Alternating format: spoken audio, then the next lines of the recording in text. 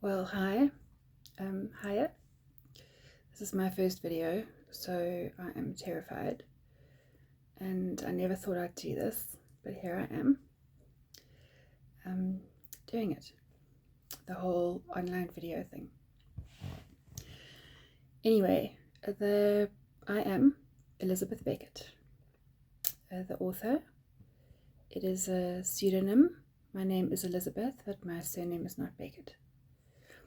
And I've been writing for 15 years, since 2010, when I was 30.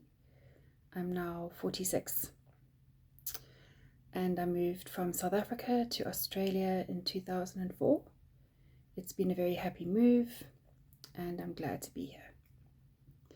So I was told to do this video without getting dolled up. So this is me on a Saturday afternoon, an autumn, rainy, blustery Saturday afternoon in Victoria, Australia, and I did not do anything special for any of you. So I hope that's okay with you. I'm not going to make this too long because it's my introduction, and I might go into a bit more detail when I discuss the individual books. Okay, but if you've been to my website, if you are a reader, you'll know that I have done 7. Okay, so here we have Memory of Flight and I'm Celtic, all available on Amazon in audio, paperback and ebook. Lucifer, available in English, Portuguese and Spanish. Templar, Lemuria, I Remember You. The Book of Life, this is in Oxford's Bodleian Libraries and also on the reading list of a university in Dallas, in Texas, which I think is the University of Dallas. Not sure. My Story, The Life of Jeshua, also available in Spanish and Portuguese, if that's your language. So the reason that I'm coming out of the closet and making videos is because I need to do that, apparently. This is how we get books rolling as independent authors. And I did a marketing campaign for about 6 months, starting towards the end of last year, running into this year. And it's the first time I joined social media properly. And I joined as an author, and I ran quite a few campaigns and promotions. And the results were fascinating. And finally, after 15 years, I discovered who my target market actually is. And if I had created little bubbles of target market people, I might have had green people with 4 legs, purple people with 7 arms, pink people with big ears, yellow people with long tails, all these little Dr. Seuss characters running all over the place. The people that I'm probably talking to right now, yes, you, would have been in a bubble right at the end. At the bottom of the pack, I would have thought that you would never be interested in my work at all, and that you'd actually dislike it. Anyway, you are overwhelmingly my target market, and I was shocked beyond belief that you are my target market.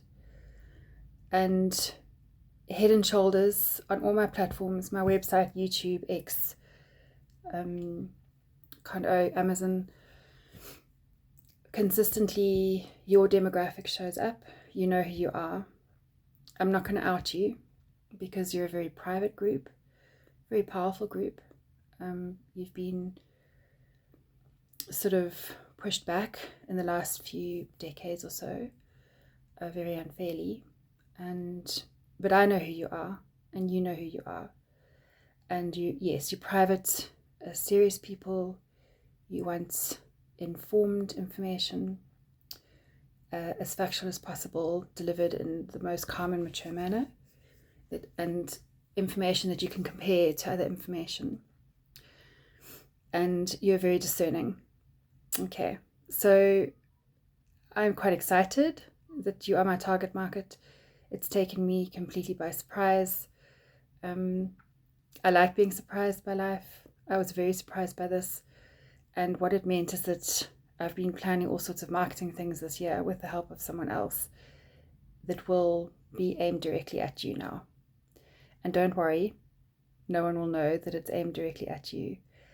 The only thing I ask in return is some kind of feedback, some kind of conversation. I know you're not the best communicators, you're the worst communicators. But if you can communicate to me in the way that you are most comfortable, so that can mean leaving a rating on Amazon or another platform like Goodreads, preferably both. If you can't give me a 3-star or more, rather not do the rating.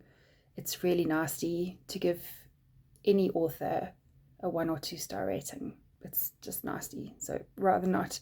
But if you can give me a 3 or 4 or 5-star, please do it. If you've got time to write a review, please do so. If you can take that even further and drop me an email, forward my work onto other people, connect me with a platform that I might enjoy or work that I might want to have a look at for my next book. I'm busy with my 8th book at the moment, which is going to be groundbreaking. So some form of feedback and communication from you would be very welcome. Please leave responses on my blog post, on my website, elizabethbeckettbooks.com, or anywhere else. You can follow me on X. Instagram is more of a playground for me, so don't judge me too harshly there, but X is fine, YouTube is fine, my website's fine, Amazon's fine, Goodreads fine. So I would like some feedback from you just to know that I am hitting the mark. Every now and then I do get information from one of you that your lives have been changed. You're overwhelmingly grateful for it, but it comes to me through very mysterious means, never directly from you. You being you, yes, talking to you, not communicators, don't want to be known, prefer to hide, and you don't want people to know that you're interested in this stuff at all, okay? But there are lots of you like you, so it's very funny because all of you are behind closed doors doing exactly the same thing, okay?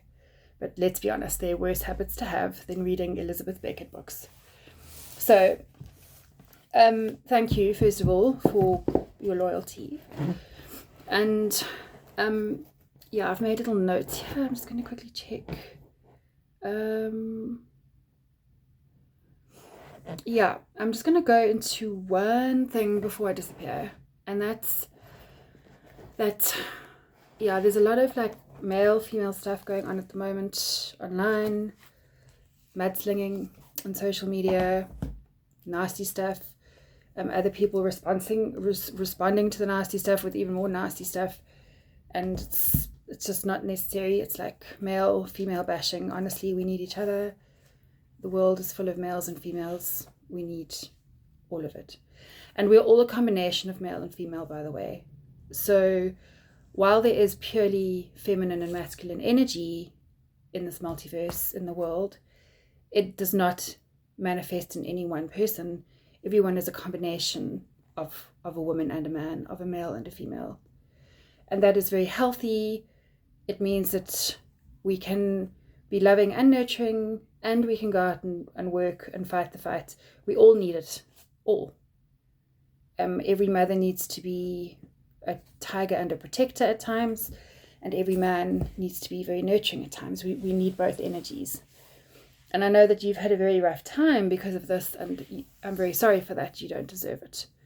And it's not really about you. This whole gender, male-female thing is going to simmer down.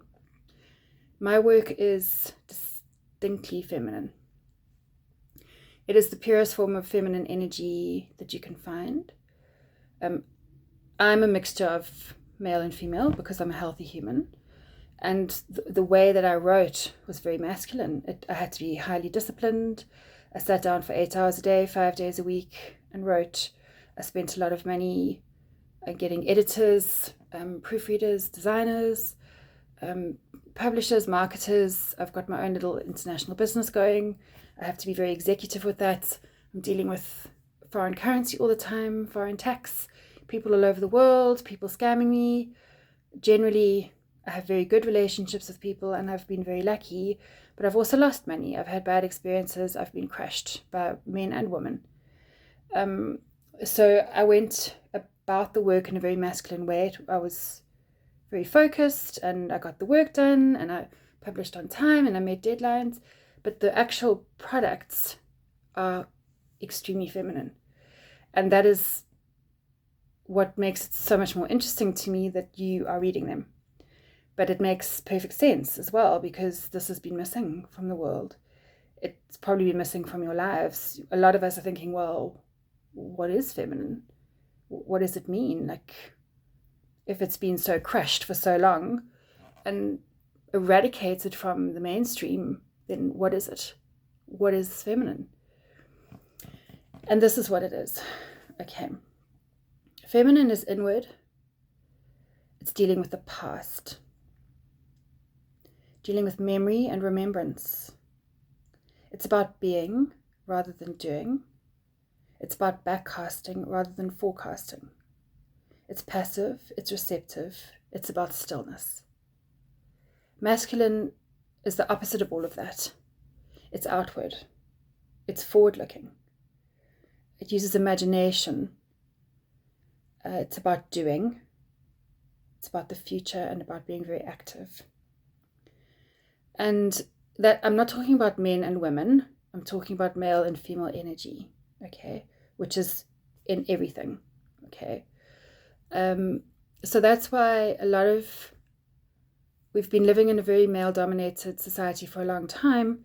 So a lot of the doing stuff has been very popular, the imagination-based things, sci-fi, action, adventure, even fantasy, role-playing, vampires, werewolves, all this stuff has been very popular. It's very masculine, which is fine. That's not a criticism. If that's what people want, then that's what they want. Whereas the feminine is actually the opposite. It's not actually trying to invent. It's remembering what was, what is, and what could be. So I write a lot about the lost continents, Atlantis, Lemuria, ancient Egypt. The first book I wrote, A Memory of Flight, encapsulates a lot of the original concepts of my work. Sorry, you can't see me. I'm new at this. And there's a bit of futuristic stuff in here, but generally all of my books are about the past. And that's because women were often, or the more feminine energies were often the incubators for the ancestral stuff, the mythological stuff, what has been, the story of humanity, the story of life, the story of the multiverse that has been largely forgotten, hidden, or destroyed. And we know that. We know that history is multi-layered. So if the stuff that we know is not wrong, it might be right, but there's a lot more to it. And this book that I'll do, this deserves its own video, is the Book of Life, about the ancient Egyptian mystery schools. If you've been to Egypt, you know that what you're getting told there is absolute rubbish. It's absolute rubbish. This is the truth, and it's the deepest layer and the most profound layer of Egyptian history. Everything that has come dynastically after that is superfluous. Okay. So a lot of our remembered history remains in memory. We're not allowed to talk about it. We're not allowed to share it. We're not allowed to identify with it. We're not allowed to speak it. A lot of that stuff was stripped from the Bible at the Council of Trent in the 1600s. Over 20 years, they met 25 times. And the Bible was the most incredible repository of mystical fact before that. And over 18 years, a group of, I'm sorry, but it was men, pulled all the glorious, magical, mystical, ancient, delicious, feminine soul from the Bible. Everything about dragons, fairies, alien life, stone circles, magic, mysticism, dragons, astrology, all of it was a huge part of life. And the church, Catholic Church, stripped that from the Bible over 18 years during the Reformation because they could not control it. And they could not control it because they did not understand it. And they only left the stuff in the Bible that they could control or sort of explain to people. How do you explain astrology and dragons if you don't know what that stuff is? So kind of all the feminine stuff was sucked out of the Bible at that time. The Bible's still a very special book and sacred to many, but it was decapitated about 400 years ago.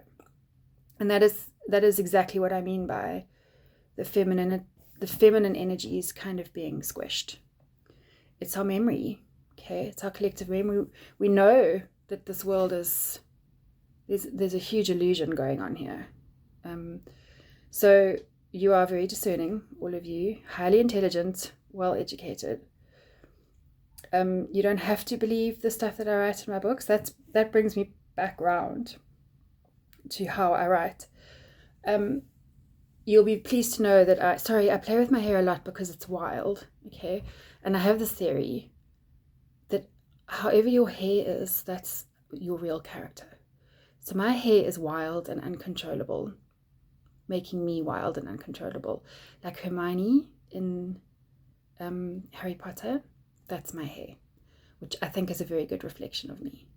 So if you see someone with perfect hair, you know that they're a very perfect sort of person. Okay, not me, all over the place. Okay, so you're highly intelligent, well educated, discerning, mature, sensible. You like facts. Good. Don't confuse fact with truth. Okay. So it is a fact that Ramesses II was a very warlike, dominant asshole in ancient Egypt. The truth is that he was largely responsible for destroying the last of the mystery schools, killing their students, and replacing any sort of stone work, masonry, and hieroglyphics with his own name, or alternatively taking the original symbols of what the mystery schools were and pretending that it was sort of a hieroglyph of his name, which is rubbish. Okay, so I'll give you an example of in King Tut's tomb. They found this, which means light.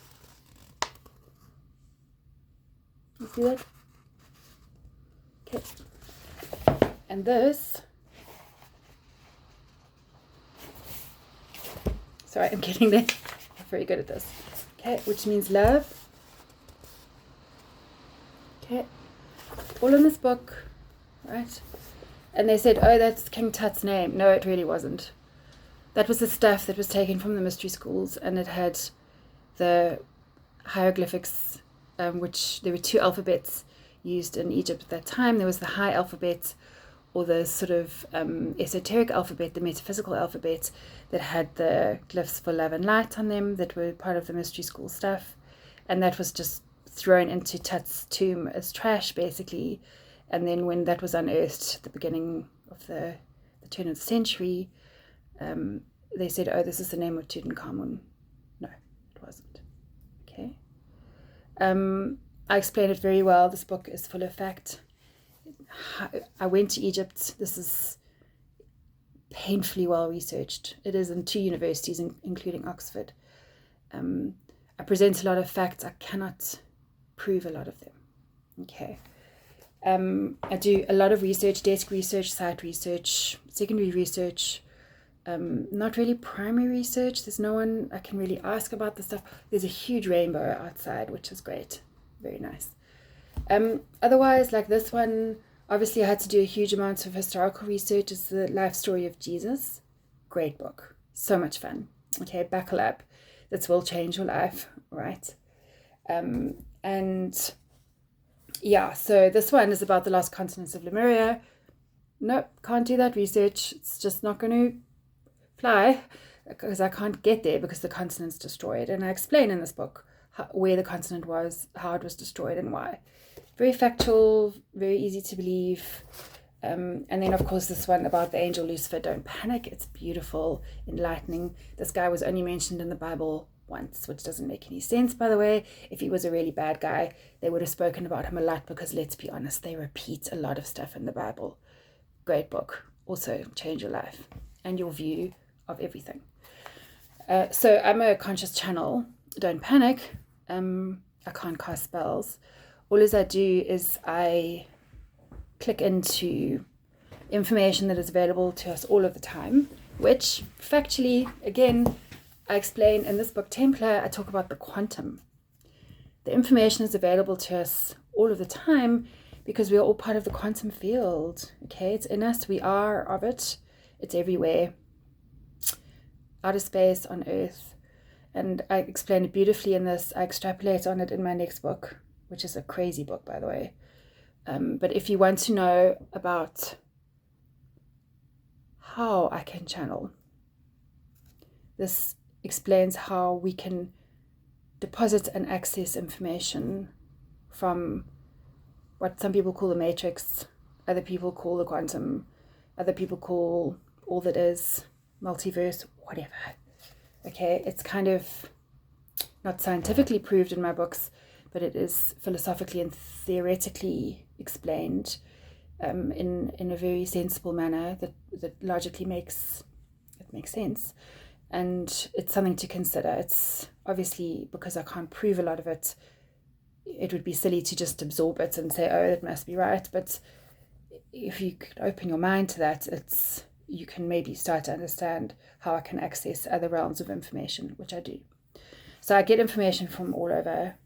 I won't go into that now, but basically from other beings in other places, other realms, other time zones, past lives, my past lives, other people's past lives. With Jeshua's book, straight from the guy. Yep. If you don't believe me, read it. Because by the time you finish this book, you will have no doubt that he narrated this to me. It's too good. And I'm not saying that about myself. He gave this book to me word for word, and I just typed it out. I had to do all the research to understand what I was talking about. But he wrote this book, okay? And you will know that. You just read it. You'll know. You'll be like, yeah, this is too good. This one, there's no way I could make something like this up, honestly. So I work with the angels as well. So they help me with that. Then stuff like this one, I did a lot of site research, a lot of trips to Europe and the UK. Yeah, I've been all over. I've traveled half the world on my own doing this research like a crazy person, and then loads of desk research. So it takes a lot of time. I've got a master's degree in science, so I know what theory means, and I know what referencing means, and I know what proving means. And that is why I package my books as nonfiction, which they aren't, by the way. I package my books as fiction, which they aren't, by the way. They're actually nonfiction. But I can't insult people by saying, I can't prove this, I can't reference it, but you've got to believe it. No, you don't have to believe it. I'd like you to believe it because it's what I believe, and I believe it's truth. I believe it's absolute universal truth, but that would insult your intelligence. And because I'm dealing with people like you, who I respect enormously, I would respect you more if you questioned it, and if you questioned my methods, and if you said, well, I don't believe in channeling and other places, I believe you're gifted. I believe you just have incredible intuition and insight. I don't mind. And I sense there's still a huge hesitation from all of you about actually reading the books. And I know why. Okay, it's not the money, because they're not vaguely expensive and you all have lots of money. I know you do. Okay. It's a hesitation. You know that there's no going back once you start. And that's true. Okay, so I'll give that to you. Just having the books on your phone or in your house is going to change your life. And not necessarily for the better. Okay. Because what happens with my work is that there's energy in the words, there's energy in them that transfers, and it will open your consciousness, for better or worse. And there's nothing I can do about that. But expanding consciousness is the best thing that any of us can do to heal. Okay. So I wrote down here, why do we want to remember? Because it puts the pieces of an ancient or forgotten puzzle together. What is broken becomes whole. We remember, we put it together, then we know. Okay. So we know what facts are truth, and what truth can never be proven by facts. That's very feminine, by the way. When you say to a woman in your life, how do you know? And we're like, we just know. Woman's intuition, no fact. Sorry, can't do it. So much stuff I cannot reference, I cannot prove to you. But you will know by the feeling of wholeness in your life, in your consciousness, in your mind, that it's truth. You'll know that. Okay. Even if it's a bit confusing in your mind. Some stuff that I write is very difficult for even me to believe. So sometimes I have to just leave it on ice and say, I'm not sure I believe that. I'll come back to it another day. Pretty much 98% of what I put out there, I'm 1,000% behind and very confident that it's right. But because I am a thinking person, my mind is very open to challenges, to criticism, constructive criticism. Please bring it on. Email me, pop it on my blog, whatever. I don't mind. Like, feedback is good. Just make it constructive. Don't just be mean about it.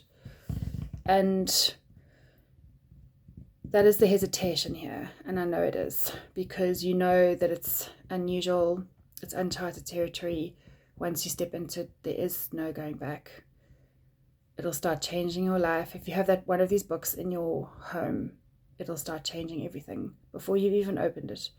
And if you have it on your phone or your tablet, it's going to start changing everything. But yes, it's scary at first. It's like jumping into very cold water. And then after the plunge, you think, I should have done that before, and I should have done it 1,000 times. And what was I doing with the rest of my life before this? Okay, I can't make you read this stuff. I can't make you believe it. I encourage you to, because I know who you are and I know what you want. And I see you all sniffing around my website, and I know what you're looking for. So I've been very generous with my content and my material. I've given you loads to digest for free on the sly, in your car or in the shed, or when you know that no one's home. I know what you're doing.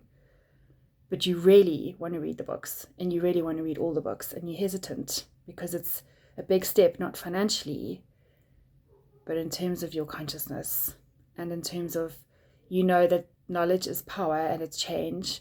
And when you go down that road, you're kind of going to keep going, hopefully. I hope you will. So I dare you. I dare you to do it. I dare you to start sharing with other people and start talking about it and not be ashamed about it. I dare you to recommend to others.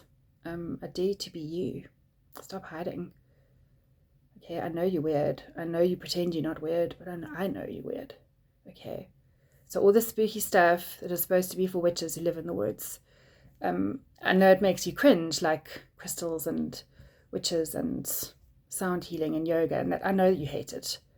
Okay, this is not quite like that. Remember, I went about it in a very masculine way, very academic, researchy, hard work, lots of checking, lots of proofreading. All my editors were men from America, okay, like very good at what they do. It's girly stuff delivered in a very masculine way, and you need it, and I know you need it because I can see what you're doing around my work, and it's like you're circling the pond, but you just don't want to jump in. Okay, pick one, whichever one's speaking to you. You might find one more interesting than another, although a different one will be calling to you. I advise you to go for the one that's calling to you, because that will be the jumping off point for you. We're all at different places in our soul journey and in our level of consciousness.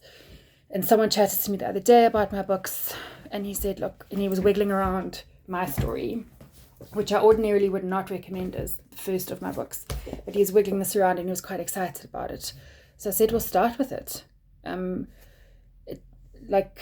That's obviously the one that's calling to you. It's the one that you need to read about. Go for it. Nothing scary in my books. It's very happy and upbeat and optimistic. You're going to feel a lot better about yourself and the world and relationships after you've chewed up some of my work. Like, I would recommend, probably as a starting point, I don't know, this one people love and is very digestible. Okay. This one's kind of awesome and it hooks people in straight away, right? Okay, you might get kicked out of church. Don't read it in church. Okay. You can talk about it later in church when you know what you're talking about. And then, this one's just so practical. No one's going to eyeball you for reading this one. And this one's like a really lovely love story. So if you go on holiday or you on the plane or something, people are just going to think you romantic.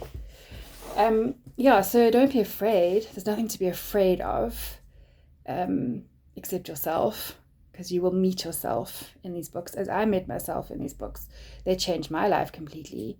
It wasn't always easy. When you're growing in consciousness, it can be incredibly uncomfortable and painful and shocking. But you generally go through stuff when you're at the place that you're ready to deal with it. So nothing really happens that you can't deal with. And then it's a great relief to be past it, like childbirth, and say, I really wanted that to happen. It was very important to me, but I'm quite glad it's over. And then your consciousness is open. And now these books are like bubblegum to me. They're not overwhelming or scary. They're just like my little friends. Okay. So take the step. My blog posts are interesting and curious. They're not going to take you on the journey. So the books actually are going to take you on a soul journey. Okay. They're going to take you places that you didn't think you could go in this life, but you can. Good luck with that. Okay. So thanks for listening. If you listen to the whole thing, I'm impressed. Most people don't have the attention span anymore, but I think all of you do, which makes me quite excited that you are my target market, because you actually listen. And that's it. Yeah. Have a great time further. Bye now.